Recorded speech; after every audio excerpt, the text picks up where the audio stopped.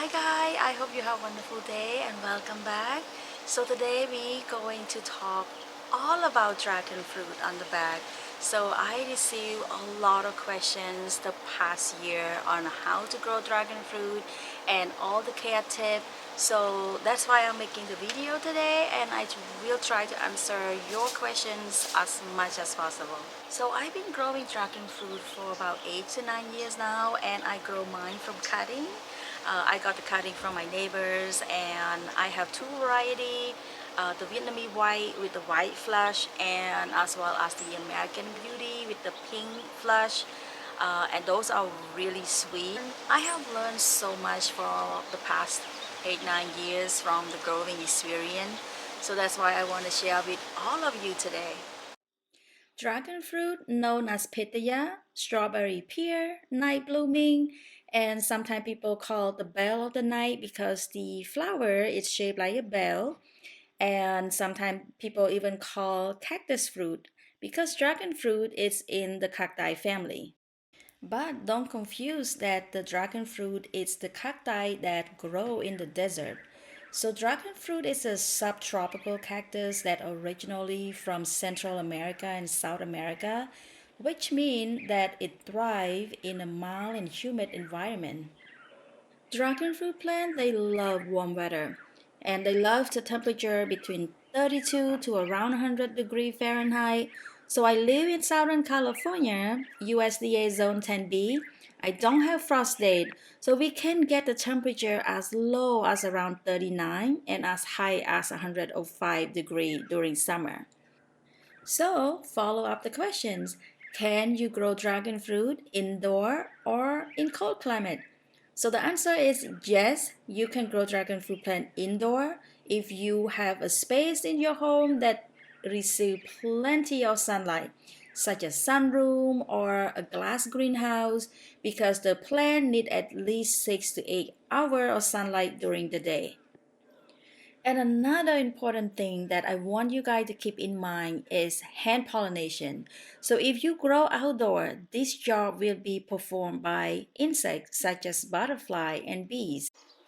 Dragon fruit plant can grow large and is a climbing cactus plant, which means they need something to hold on. Either you grow them to climb on the tree or you need to build a trellis for them. You can grow dragon fruit in a large container at least about 20 gallons or above, and you also can grow them in ground. So this is the kind of trellis that I made for my dragon fruit, and I will be posting the detail about the how to build the trellis. And let's talk about pruning. So, what branches that you need to prune and when to prune? So, I normally prune my dragon fruit early March.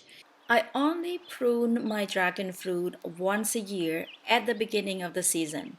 So, this is what you're looking for. Before pruning, you look at the branches that have some sunburn or spotted, you have to cut them out. And also looking for the branches that is damaged like this one, and they will not produce fruit the next season. And another thing is a rusted spot is the common dragon fruit disease. So you also want to prune them out because you don't want them to spread out to another branches.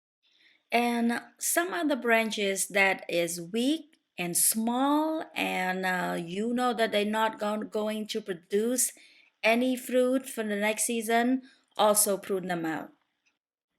Also, another way to prune is to look into branches that have multiple shoots that grow out from one stem. For example, like this one, it has total of 6 growth out from the one stem. So I prune them out. I leave probably just 2 or 3 the most, normally just 2. And when you prune out, look for the one that less healthy and has some spot or sunburn. So that way, all the energy will focus on the grow on the shoot that you leave and will produce more fruit later in the season.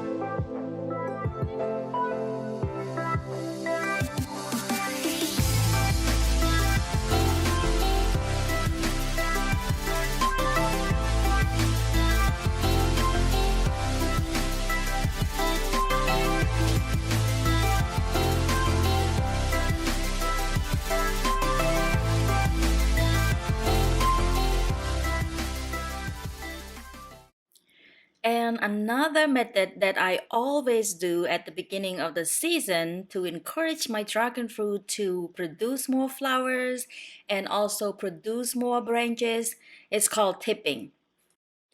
So when you prune the tip, you can cut them longer. I cut them a little bit short and I just throw them away.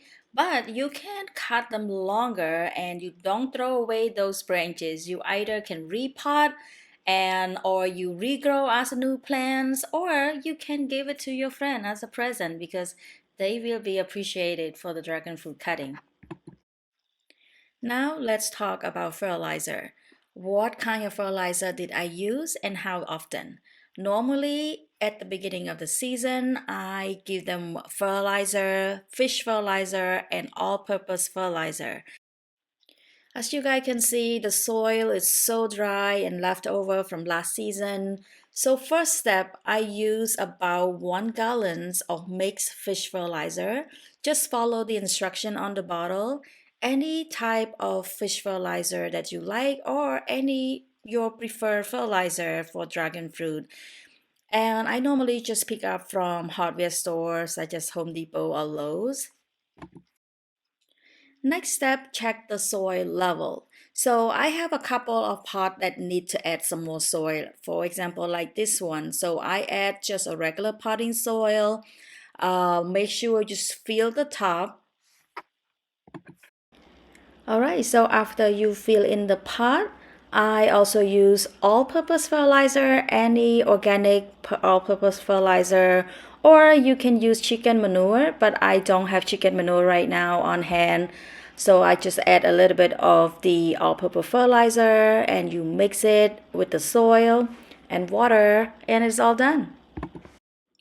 So during growing season, I fertilize my dragon fruit plants once a month or every 6 weeks throughout the growing season. And in just a couple weeks, you guys can see that your dragon fruit looking healthier and the new shoots start to grow. Alright guys, so that's it for today video. So this is Dragon Fruit episode 1. Stay tuned for the episode 2 next week and I will talk all about growing from cutting, what kind of soil did I use, and also the detail on how to build your own trellis.